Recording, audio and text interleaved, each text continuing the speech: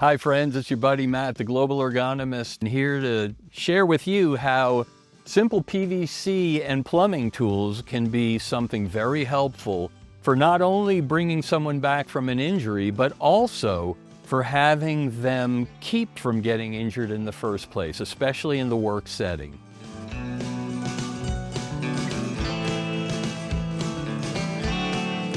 So this tool we've been talking about, we call it the power pole, but it's actually a knockoff, if you will, of the body blade, a great tool in rehab for the past few decades. This was actually designed by a physical therapist, by the way, and it's an excellent tool. But when there's a price consideration, we figured out a way to come up with one ourselves. And in our last video, I shared with you how these are useful tools for rehabbing shoulders because you get what's called co-contraction. You get muscles firing against each other, and it's really good for what we call rhythmic stabilization.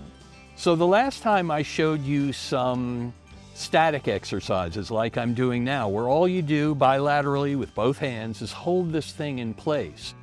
The next group of exercises in the progression is dynamic, bilateral dynamic exercises. So what we do is we do the same sort of thing, but now we move through an arc and range of motion. And why this is important is because it'll show you where you're weak in your range. In other words, you might be rock solid at a certain level, and all of a sudden you start to break down and the arms sort of like lets go.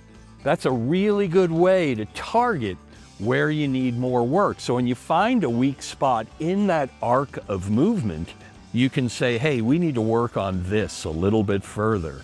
Now, another one is we do in planes. And so we get it going back and forth, and then in dynamic exercise form, we have them move in planes. And you can see keeping the rhythm is part of the art. And so dynamic stabilization are excellent exercises for rehab, but it's also good when certain job titles require a lot of the upper limbs. This can be the sort of thing that can be done beforehand as a warm-up before leaving the field and going out, or I should say going into the field. So we'll talk about that on upcoming visits as we work through this progression of exercises. Until that time, this is your buddy Matt, the Global Ergonomist, telling you to work smarter, not harder. See you next time, everybody. Bye-bye.